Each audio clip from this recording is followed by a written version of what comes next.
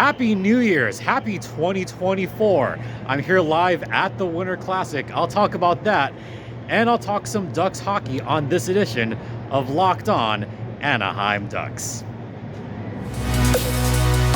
You're Locked On Ducks, your daily podcast on the Anaheim Ducks, part of the Locked On Podcast Network, your team every day.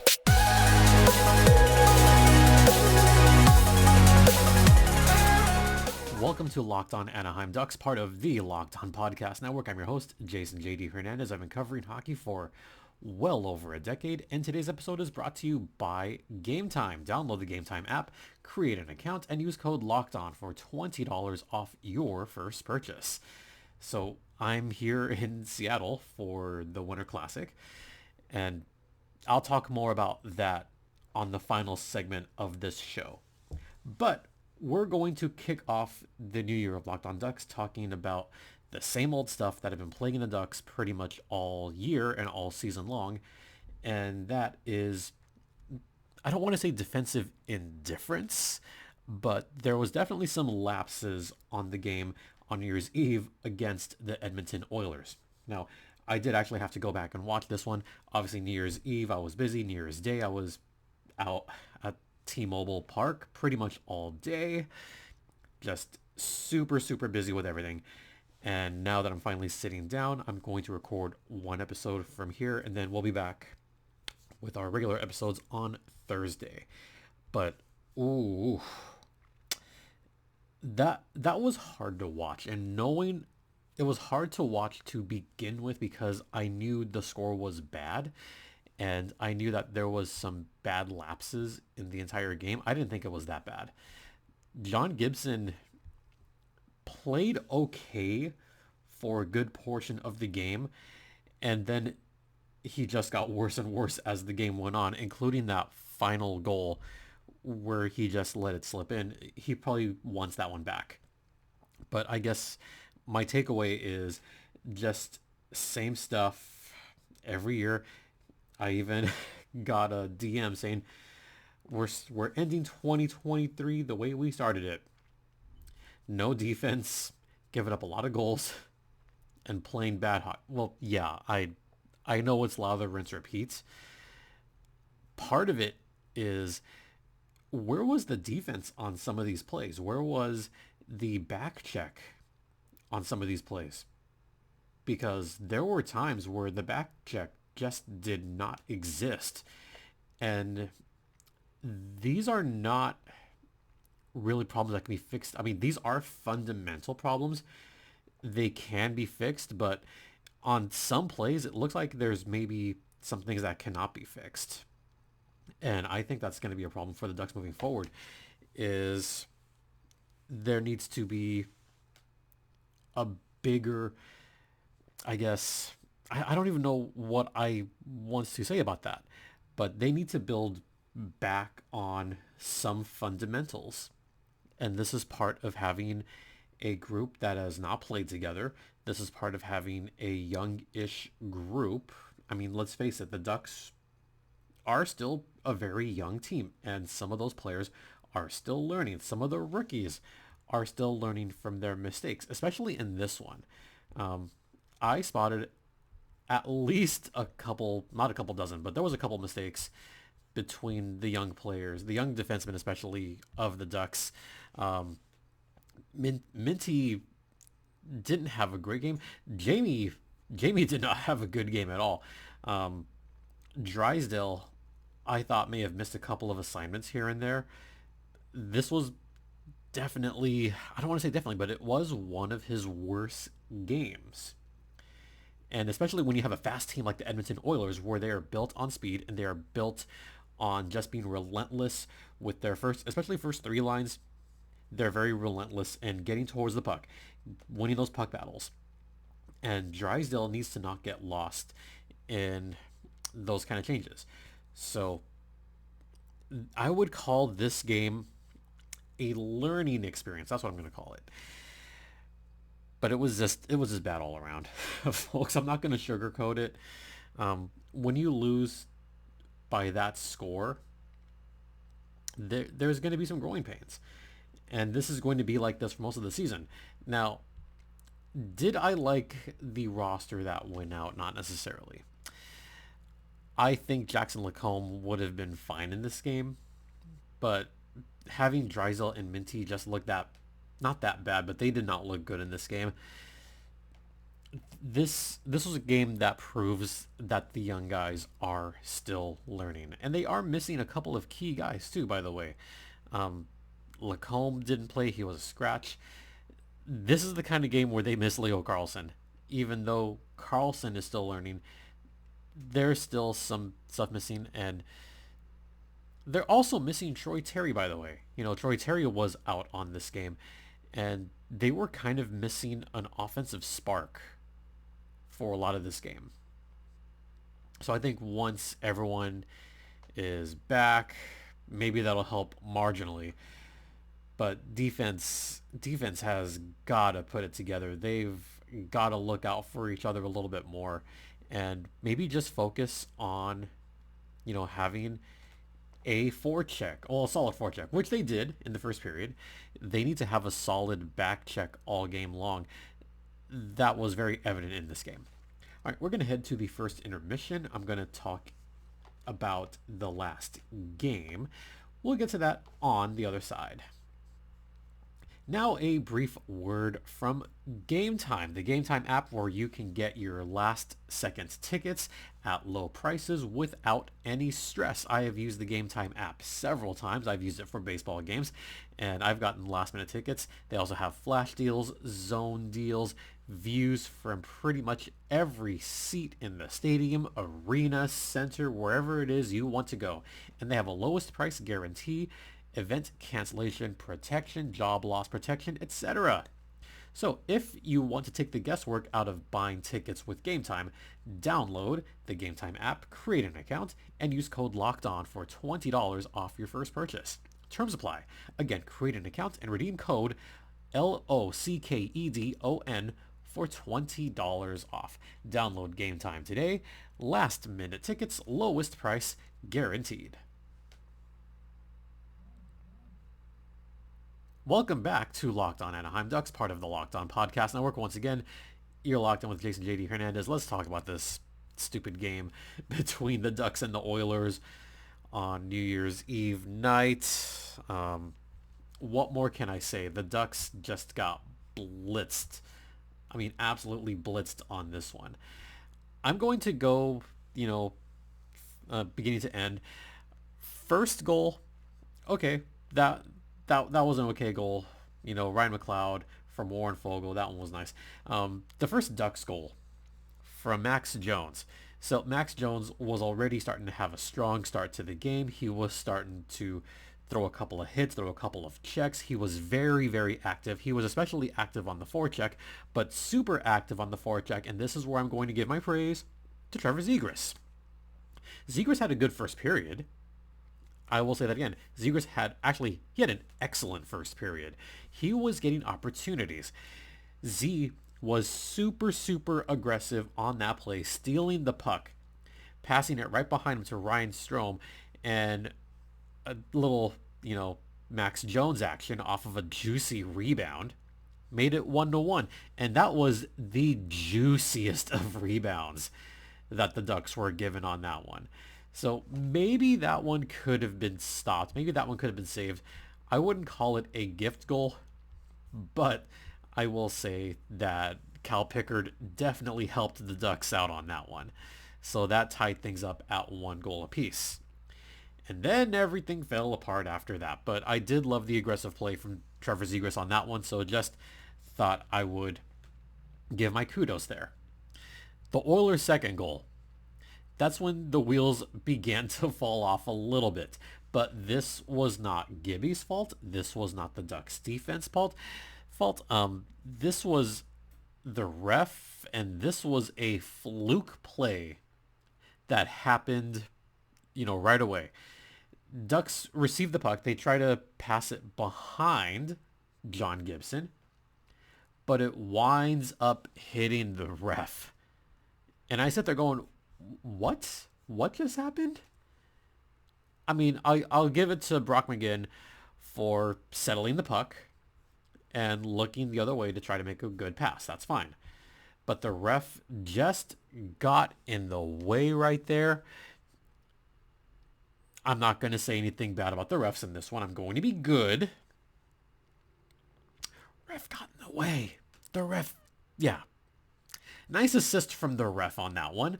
Evander Kane gets the goal unassisted.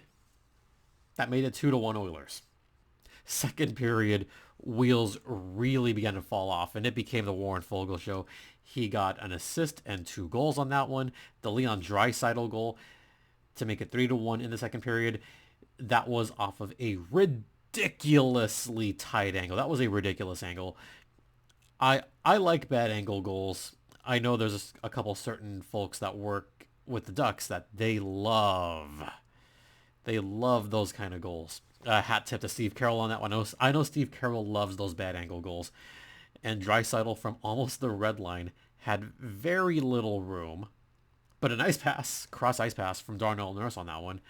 So that made it 3-1 Edmonton. And then Warren Foegele got not 1, but 2 goals right after that. That's when the defense really began to fall apart. That's when the Oilers were starting to get more aggressive. They smelled blood on that one. So right away, 4-1, then 5-1. Warren Foegele with 2 goals right there. And that gave him 4 points on the night. And he wasn't done. Now, third period, Frank Vatrano. All right, another, kind of work hard, get a perfect pass from Alex Killorn, get into the good spot, which he did, 5-2 Oilers. So Vatrano scores his 17th of the season. Then Zach Hyman scored, and I want to talk about that final goal to make it 7-2 Oilers. Now, at this point in the game, Gibby had given up 5 goals in 2 periods, and I was thinking maybe he might get pulled, but he did not. Zach Hyman scored the 6th goal for the Oilers. Not the best of goals to give up, but Gibby stayed in. Then it was 7-2 by that point, and you could even see a slight slump in the shoulders from John Gibson. I mean, he just knew. He knew that he was defeated. And that 7th one, he just had this look of disbelief, maybe even dejection. That was a softie, and he knows he should have had that goal. That was one of John Gibson's worst outings of the season. And that last goal especially, I mean, he just kind of let it slip right past him. And that's your final score, 7-2 in favor of the Oilers. Gibby, man, that was a tough game for him. I think he wants the taser a little bit in that one, because that last one I could see faulting John Gibson, but a couple of those other ones, a bad bounce off the ref, but some of the other ones, it was a lack of defense. It was a lack of effective defense. Shots on goal, 39-30 in this game, by the way. And one of the Foegele goals, that came at the tail end of a power play, when it was the Ducks were just really discombobulated at the end of a penalty kill. They killed the penalty, but then one player went back to the neutral zone. So it was essentially a 5-on-3 at that point. Yeah, not good defense. Go back to the fundamentals of penalty killing and go back to the fundamentals of when you get back to full strength. Yeah, it was a tough one. It was a tough one to watch.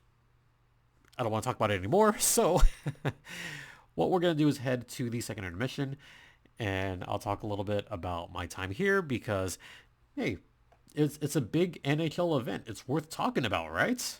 Yeah, we'll get to that on the other side.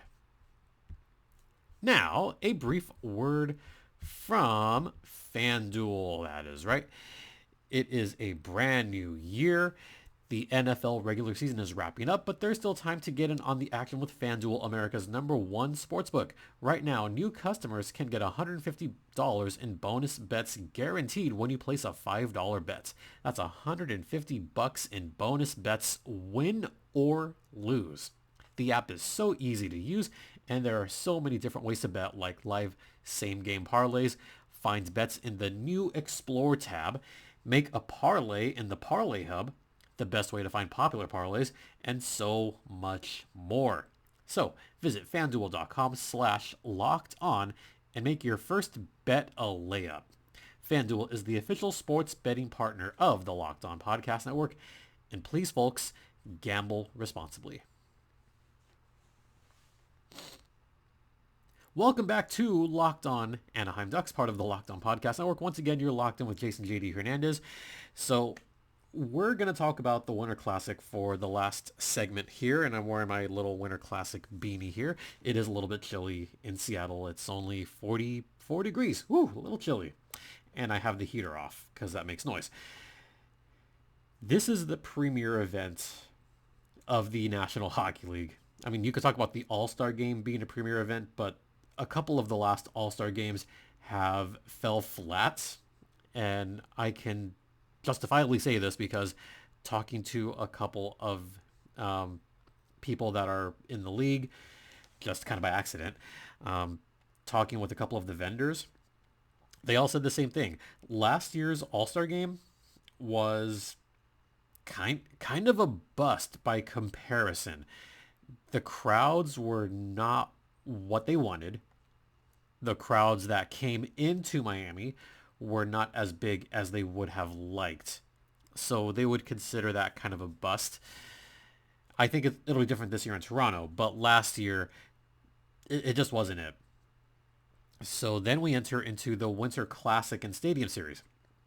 Stadium Series typically draws pretty solid crowds, and they do a little bit better than the All-Star Game.